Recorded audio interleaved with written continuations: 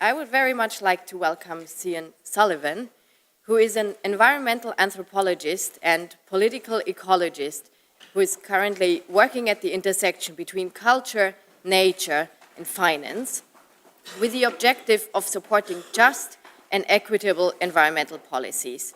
For more than 25 years, and through a long-standing collaboration with the Namibian NGO Save the Rhino Trust, she has conducted extensive ethnographic and ecological research in Namibia. Currently, Sian is Professor of Environment and Culture in the Research Center for Environmental Humanities at Bath Spa University, and she is also the Principal Investigator for two UK Arts and Humanities Research Council projects, namely Future Pasts and Disrupted Histories, Recovered Pasts. So drawing on this rich knowledge and experience, she will today talk about dissonant sustainabilities, politicizing antagonisms in the conservation development nexus. The floor is yours. Please all welcome Sian Sullivan.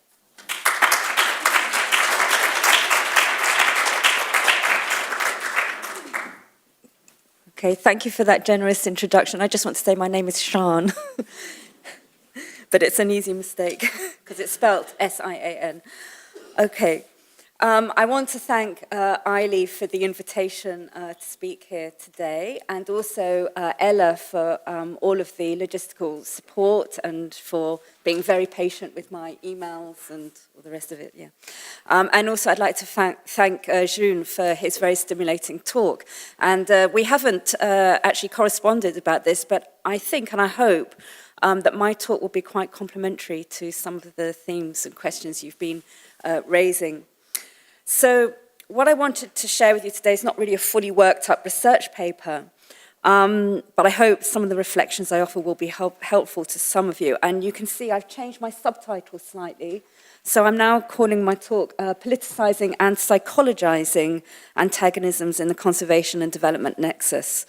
So I've been reflecting that in more than 20 years' engagement with the idea that development and economic growth are essential for ensuring environmental conservation and sustainability, a key experience for me has been that of dissonance. And I'll talk through in more detail some examples of what I mean by dissonant sustainabilities in the title of my talk. But a couple of examples might be the frequent disconnection between public narratives of integrated conservation and development outcomes in West Namibia, where I've conducted research since 1992, and observed patterns and voiced impacts in specific circumstances on the ground, as it were. Another example might be the idea that development impacts on habitats in places can be satisfactorily offset through purchase of quantified biodiversity units to be established in the future somewhere else, which is another area that I've been researching. So what I wanted to do with this talk is to take the experience of dissonance as a matter of concern in itself. So some questions I'll be asking are, how do we, as social scientists and humanities researchers, engaging with the conservation and development nexus, understand and manage the dissonance we frequently face in our work? A second question is, how do we manage how others might manage the dissonance that our work might generate for them? And I'll explain what I mean by this later in the talk. A different but related question is, how do we continue to embrace the opportunities for learning about difference that are part and parcel of our methodologies, when this learning might itself generate significant dissonance for us as researchers? And this question relates in particular to social anthropology, which I see as a discipline that through field research in frequently unfamiliar geographical and cultural contexts makes a virtue of the attempt to make the strange familiar and what is familiar strange, and in doing so fully celebrates rather than polices the different truths through which people bring their worlds into being. But conversely, how do we, and this connects very much with what June was talking about, how do we remain sane and grounded in a present moment of alternative facts, fake news, and post-truth politics in which dissonance regarding what is understood to be true seems to be the political order of the day?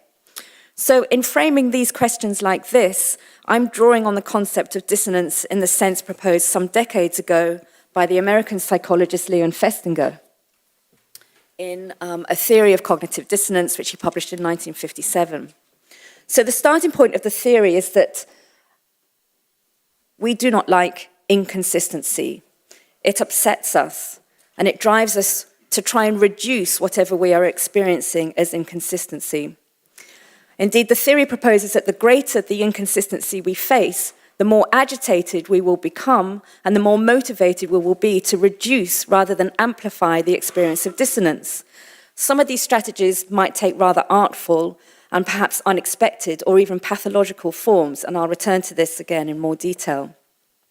Secondly, the inconsistency that the theory is dealing with is cognitive, meaning that it's focusing on the consistency or consonance between what Festinger thought of as elements of knowledge, i.e. kind of pieces of knowledge that people might hold or have about reality.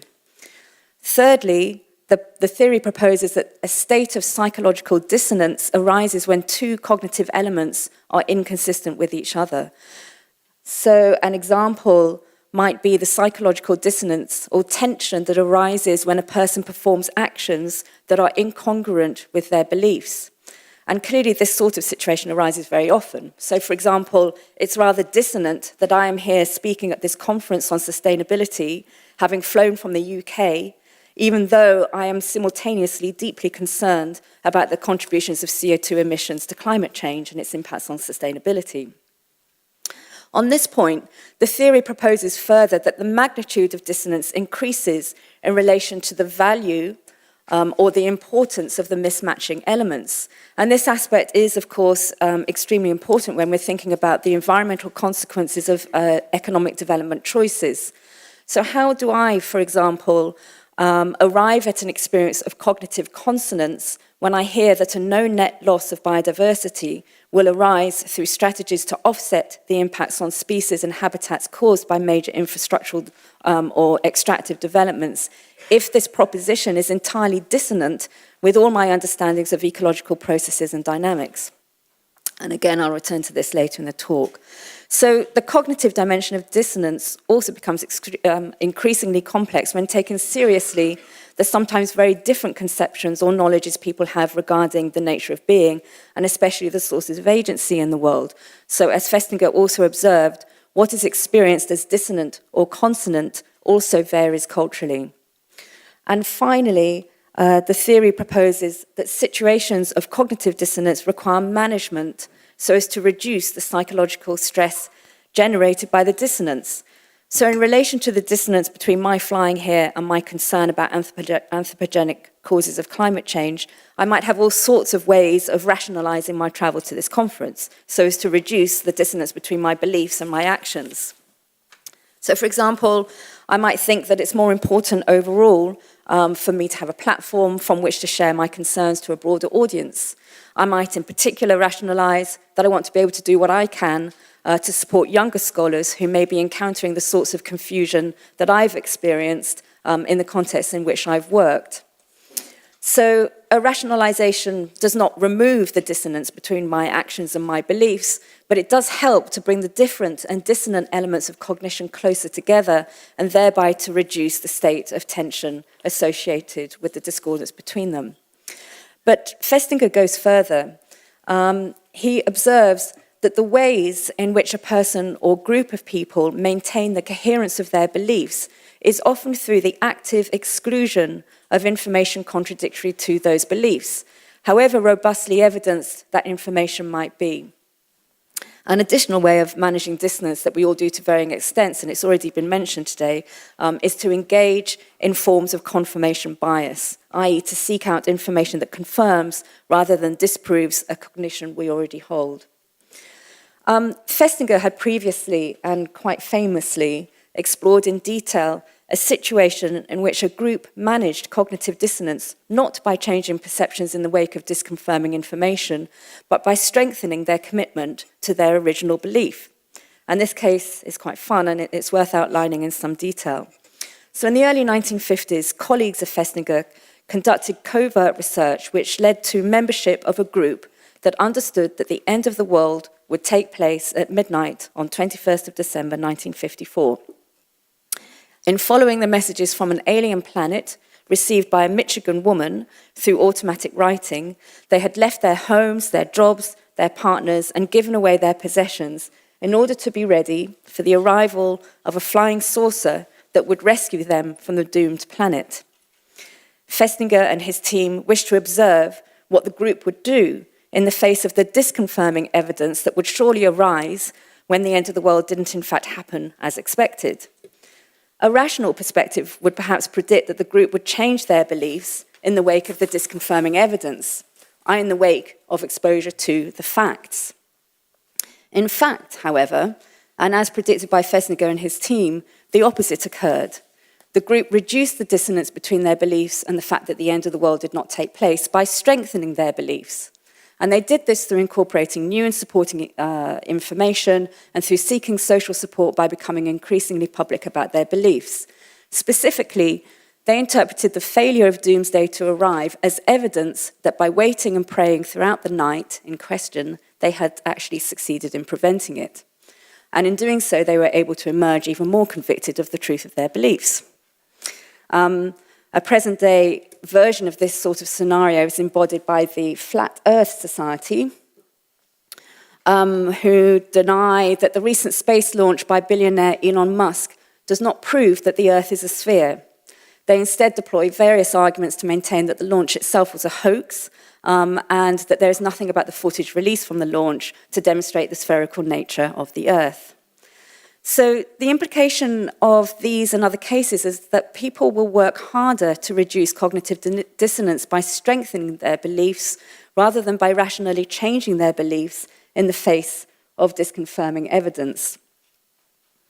Indeed, the theory predicts that people invested in a given perspective will expend great effort to justify retaining the challenged perspective even when, and perhaps especially when, confronted with disconfirming evidence. This, I think, is both a troubling and an illuminating observation.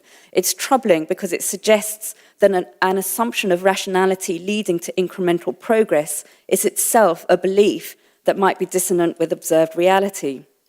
And we only have to look around today at some of the key events of the contemporary moment to see how collectively we seem to be regressing rather than progressing on varying fronts, as June has already pointed out. So I'm turning here to the book The Silence of Animals on Progress and Other Modern Myths by philosopher John Gray, which in fact was the text that led me back to the work of Festinger on cognitive dissonance. So Gray argues that the idea of incremental progress, based on the observation that people will consistently change their beliefs in relation to facts that appear to be true, is itself a myth. He writes, somewhat provocatively, that although rational humanity shows no sign of ever arriving, humanists cling more fervently to the conviction that humankind will someday be redeemed from unreason, interpreting the non-event as confirmation of their faith. And this situation leads Gray to assert that if there's anything unique about the human animal, it is that it has the ability to grow knowledge at an accelerating rate while being chronically incapable of learning from experience. So this is the troubling aspect of the observation that cognitive dissonance is often managed by holding on to cherished beliefs, even in the face of disconfirming evidence. But the illuminating aspect, and the one that perhaps in fact offers us more freedom, is to take more fully on board that we are managing dissonance all the time. We are bombarded with diametrically opposed narratives and messages regarding the world. Somehow we have to navigate our way through this complexity in order to remain sane, by which I mean achieving enough psychological consonance between diverse elements of knowledge in order to be able to function and act in the world. Bringing awareness to the psychological processes through which we all do this can perhaps assist with understanding sources and experiences of dissonance in the politics of sustainability, as well as offering us different possibilities for acting in the world. And what I want to do in the remainder of my talk is to explore some ways in which the coherence of conservation and development discourses rely on the management of contradictory information.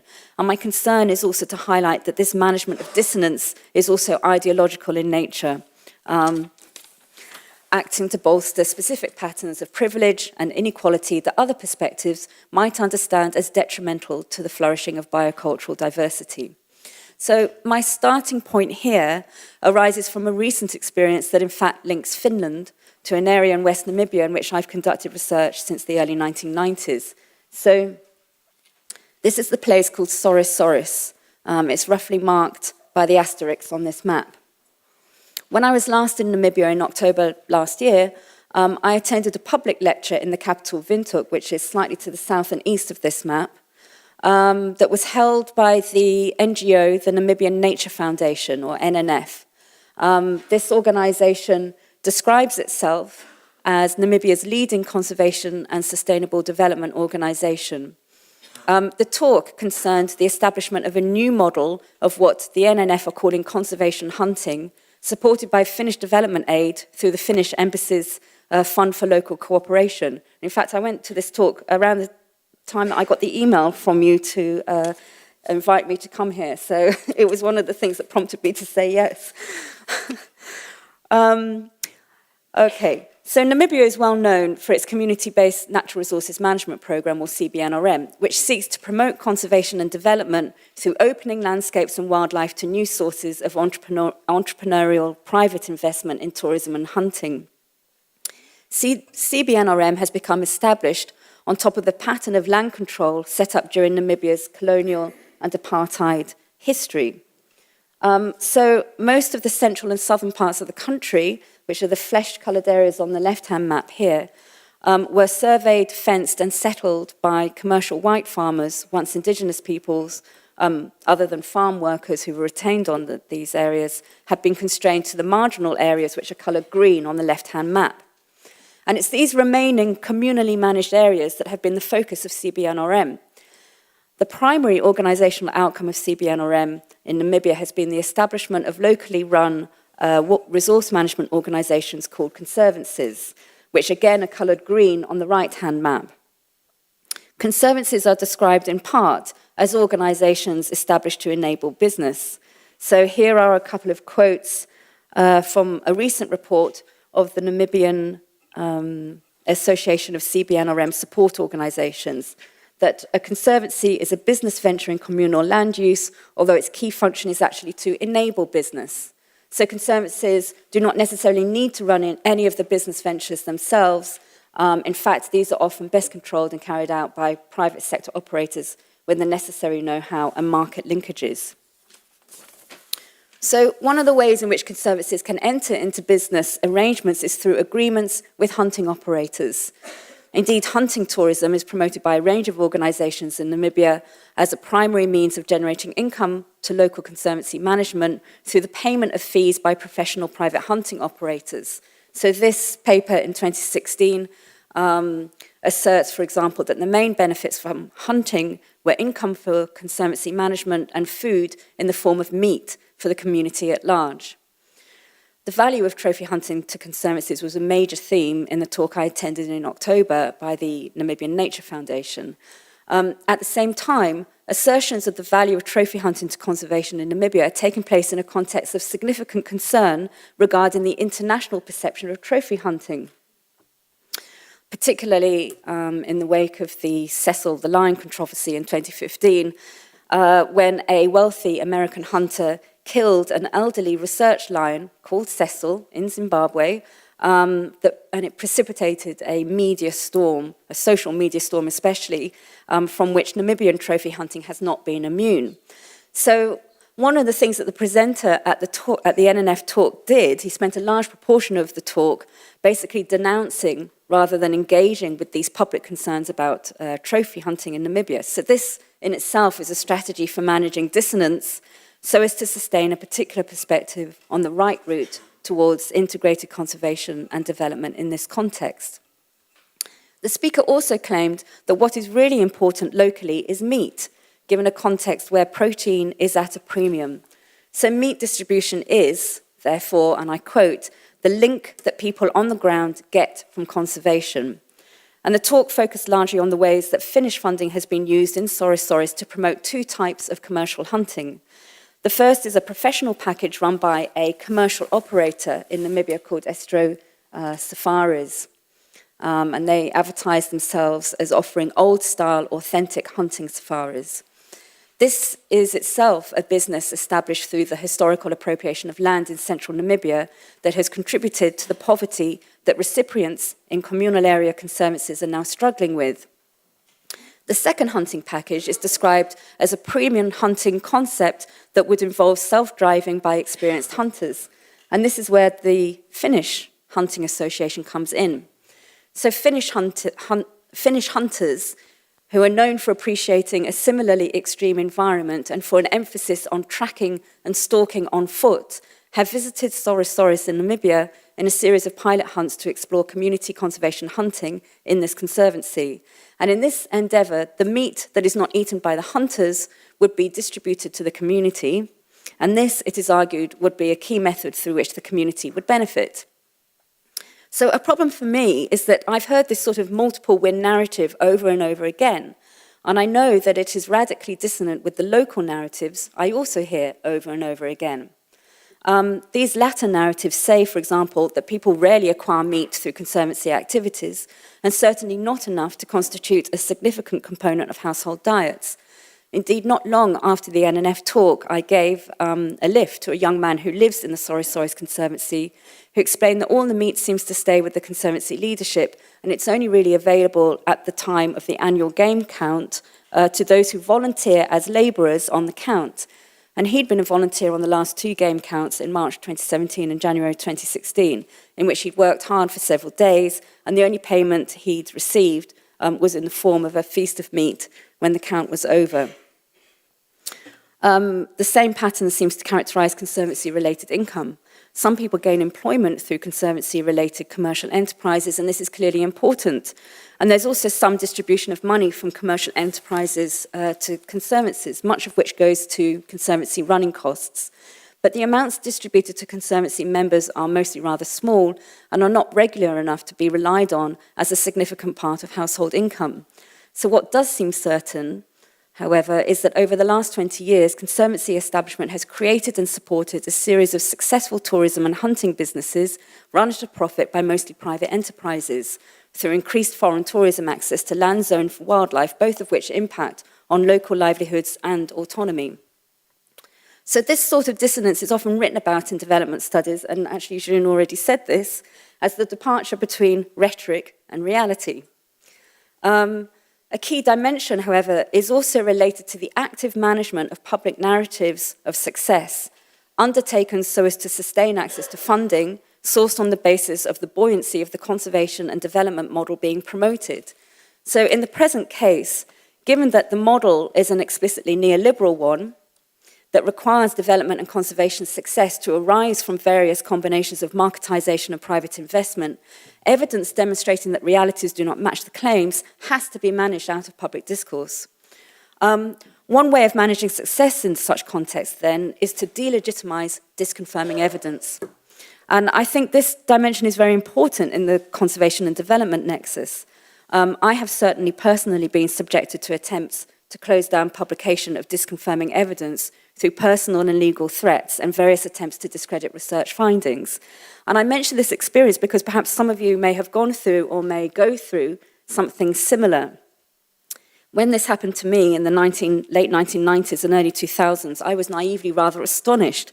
I had thought that sharing empirical research findings showing something different to the rhetoric I was hearing would simply be a chance to incorporate the information so as to contribute to better outcomes. Instead, my research was subjected to rigorous denial, and I was subjected to legal threats and personal attacks that leaned on character assassination. That's the only way I can really describe it. And over time, though, I came to realise that social scientists in conservation contexts actually frequently experience various forms of rigorous management of our research and perspectives, so much so that I subsequently joined with various other social scientists to share and problematize our experiences of research suppression. We held a series of meetings and wrote some reports and publications, and this led in part to the establishment of a conservation justice-oriented website called Just Conservation, on which I remain an advisor and occasional contributor. And if you are doing research in this sort of context that has similar implications for social justice, then I really invite you to engage with this website and consider writing something for the website. It's a form of scholar activism, you might say. If at the time of these experiences I had also had recourse to the theory of cognitive dissonance, and particularly to an understanding of how people, including myself, might resist disconfirming information, I think I would have been better equipped to understand the vigour with which narratives regarding the context I was researching were policed. So what I'd like to do now is to work quickly through one more example of what I'm calling dissonant sustainabilities. This is the deployment of so-called biodiversity offsetting strategies to permit an apparent no net loss of biodiversity, even though a measurable loss of individuals of species populations and habitats through development impact has taken place. So this is arguably a dissonant proposition that permits damage to be sustained rather than eliminated, and that requires us to believe that no loss of biodiversity in aggregate has occurred, even though a loss has in fact taken place. So let's just look at a couple of examples of how offsetting is being mobilized. This image shows the Hamsberg zinc mine, which is owned by the Indian company Vedanta, in the Northern Cape province of South Africa, just south of the Orange River. And I'm drawing on some collaborative work with my colleague Mike Hannis here. The image shows the recently completed access ramp going up the side of the Inselberg, the V-cut in the middle, and the beginnings of a very large waste rock pile. The plateau behind will eventually all be mined to depth. So basically this is a cross-section through the Inselberg, and the Inselberg will be fully cut into to access this ore body that's at the heart of the Inselberg. So the Hamsberg Mountain sits within the succulent Karoo biome, which is designated one of the world's 36 biodiversity hotspots. The name Hamsberg derives from Hams, meaning water in the Klik language of the Nama people who once lived here. In the ravines of the mountain are two permanent springs, which are very rare in this arid landscape.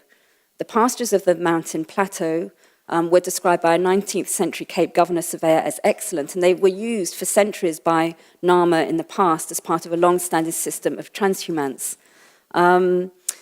Later, as the Cape frontier expanded, farmers of European descent displaced the Nama and grazed their own cattle on the mountains. So there's a whole cultural history associated with this mountain as well. Vedanta's mine will essentially hollow out this spectacular Inselberg, which they acknowledge to be the core of the critical biodiversity area determined in the Namakwa district bioregional plan. So there's already a kind of conservation status attached to this Inselberg. Direct biodiversity impacts, however, are to be offset through enhanced conservation of allegedly similar habitats nearby, although these areas will themselves not necessarily be protected through future mining. So the mine is able to present itself publicly as mitigating impacts, even though it is causing irreversible damage of an arguably highly unique habitat. Biodiversity offsetting has also been a controversial element of conservation policy in England during the last few years. And in this context, a lot of attention is placed on the application of a scoring device for calculating harms that will be caused and the offset units needed to mitigate or offset these measurable harms. But research into the application of the metric in different contexts indicates that, I know you probably can't see all of the detailed figures here, but don't worry, indicates that instead of creating certainty in either biodiversity calculations or conservation outcomes, what unfolds is instead a proliferation of emphasis on finding the right numbers to go into the metric, and then on negotiating these numbers so as to find the amount of conservation that a developer might be happy to pay for. So in this example, and in other examples that I've been following as well, this example is from some research that I did with a PhD student who basically, through repeat visits and ethnographic research in various contexts where offset contracts are being negotiated and played out in practice, followed the numbers that changed through successive moments of the negotiation of the contract. And what this following of the numbers showed is that the amount of offset provision that was eventually arrived at was basically negotiated systematically downwards. And this seems to happen, I've got about 3 different case studies where this seems to happen.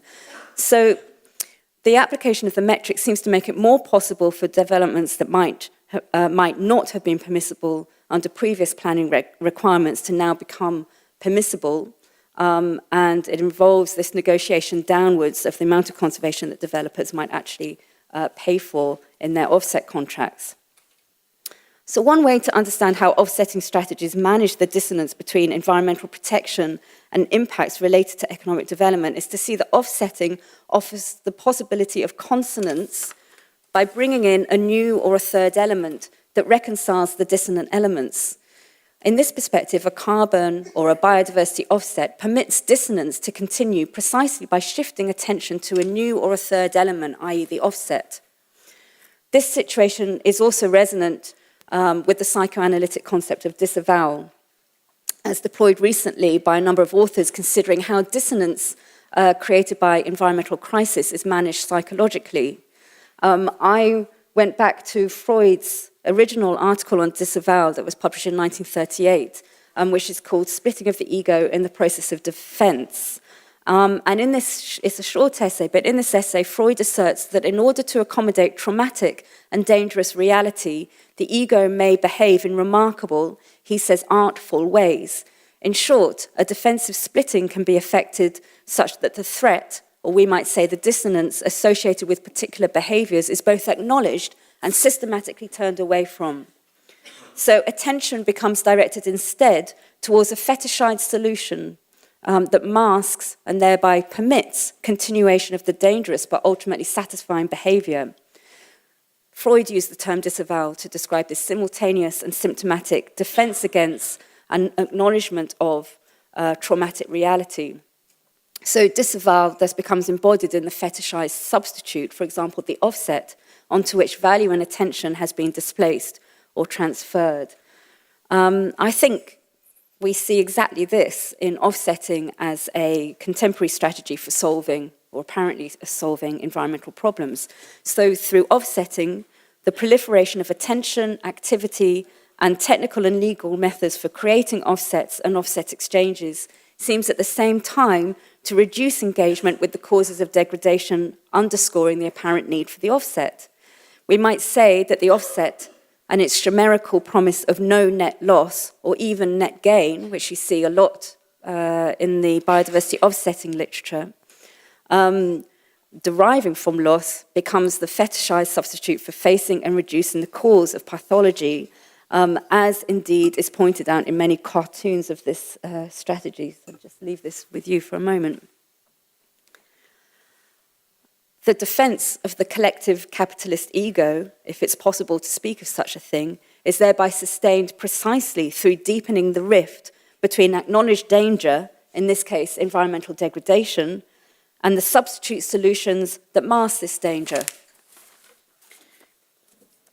So, let me offer some thoughts to wrap up. Overall, I've been asking, what are the implications for us as critical social scientists and humanities scholars if we take dissonance and its ideological management to be at the heart of approaches to sustainability? In particular, will seeing dissonance as central to sustainability discourse assist with understanding both the antagonisms with which sustainability discourse is infused and the frequent refusal of well-intentioned analyses aiming to improve circumstances for both the environment and the disadvantaged? Following social psychologists such as Leon Festinger, I've reflected on the implications of understanding that cognitive dissonance is a normal and everyday motivating force shaping people's behaviors. I've suggested that this understanding might assist with being self-aware of the behaviors and rationalizations one engages in so as to manage dissonance, as well as with understanding the aspects of other people's strategies and behaviors, particularly those that might seem strange, are also perhaps associated with the management of dissonance. I've suggested further that the management of dissonance has an ideological component. So, for example, if I believe that markets will solve market failures, then I'm likely to propose market-oriented solutions to allocation failures in societal and ecological arenas, even if there is a weight of evidence demonstrating that these solutions do not necessarily address the problems they are designed to address. Indeed, I am likely to go further in actively suppressing and denying disconfirming evidence, and sometimes cynically so. The mirror of this observation, of course, is to realize that we might also be creating and following blind spots in our own research through our own needs to manage dissonance. However, being aware that the management of cognitive dissonance drives behaviors might not necessarily help if what you are seeking is some kind of fixed truth about the world.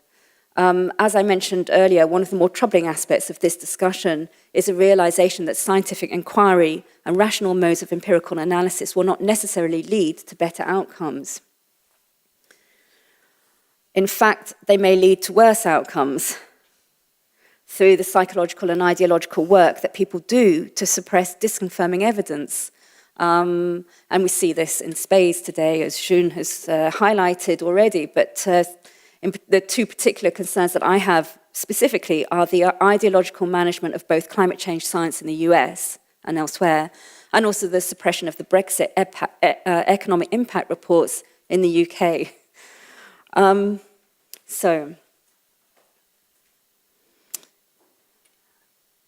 Just to finish, I want to make reference to a fairly recent article, well, it was a manifesto actually, for Humanities for the Environment by Paul Holm and colleagues, who suggest that the current unprecedented crisis of how we as a species will cope with being the major driver of planetary change is perhaps the biggest cognitive challenge to human intelligence in history.